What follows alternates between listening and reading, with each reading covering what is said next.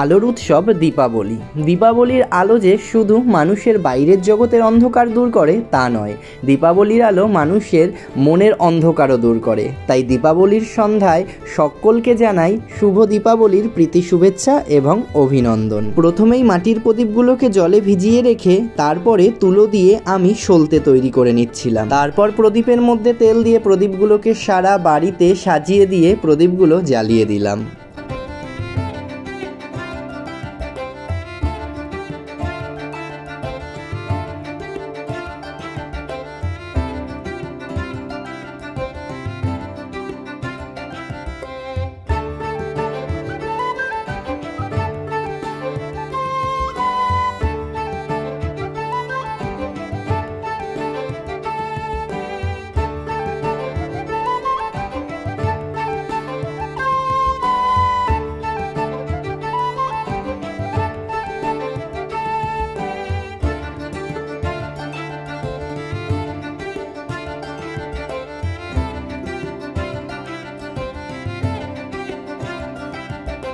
শুধু যে আজকে প্রদীপ আনা হয়েছিল তা নয়, প্রদীপের সাথে মোমবাতিও আনা হয়েছিল। প্রথমে প্রদীপ দেওয়া হলো, তারপর দেখলাম মা মোমবাতিগুলোকে নিয়ে সারা বাড়ি ঘরে বেশ সুন্দর করে জ্বালিয়ে দিচ্ছিল।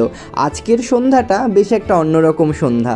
বাড়ি ঘরে লাইট লাগানো থাকে নানা রঙের, তার সাথে মোম প্রদীপ জ্বালানো হয়, যাকে এক কথায় বলতে গেলে বলা যায় একদম নানা রঙের আলোয় সাজানো ঝলমলে সন্ধ্যা।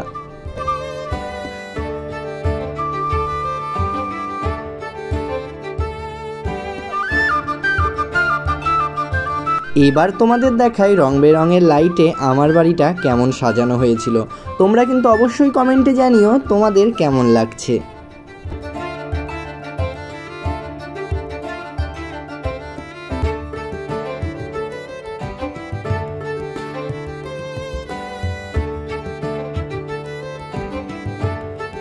ওদিকে আবার দীপান্বিতা অমাবস্যা অর্থাৎ কালী পুজো উপলক্ষে বড় মাকে আমি লাল শাড়িতে শৃঙ্গার করে দিয়েছিলাম।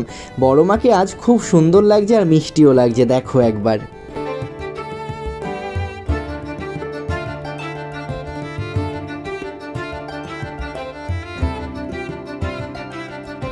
দীপাবলি যে শুধু আলোর উৎসব তা কিন্তু নয়, দীপাবলি কিন্তু মন ভালো করারও উৎসব। বাড়িতে যখন মোম প্রদীপ কিংবা রং বেরঙের টুনি বাল্ব লাগানো হয়, সেই আলোয় কিন্তু মনটাও ভালো হয়ে যায়। আর সেই সন্ধ্যাটা কিন্তু একটা অন্যরকম সন্ধ্যা। দেখো এই লাইটটা লাগানোর পরে এই জায়গাটা কত সুন্দর লাগছে, বেশ মন ভালো হয়ে যায় না এগুলো দেখলে?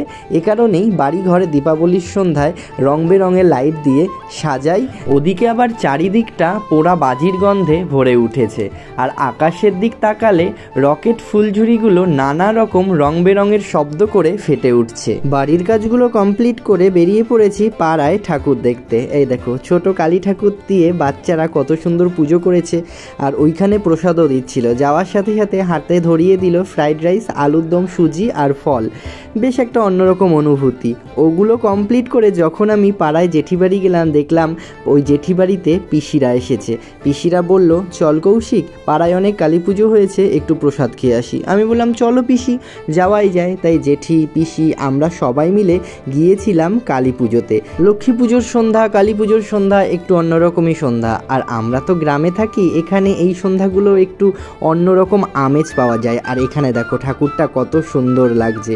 ওখানে গিয়ে দাঁড়ালাম, দাঁড়ানোর পরে ঠাকুর প্রণাম করলাম। প্রণাম করার পরে আমরা চলে গেলাম প্রসাদের ওই জায়গায়।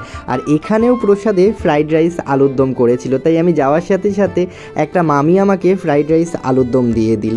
ওই প্রসাদ নিয়ে বাড়ি চলে আসলাম। আর তোমাদের আমার দীপাবলির সন্ধ্যার ভিডিওটা কেমন লাগলো অবশ্যই কিন্তু কমেন্টে জানিও। আরও একবার সবাইকে দীপাবলির প্রীতি শুভেচ্ছা, অভিনন্দন ও ভালোবাসা। ভালো থেকো সবাই, আর আমার ভিডিও ভালো লাগলে লাইক, কমেন্ট, শেয়ার আর একটা ফলো করে দিও।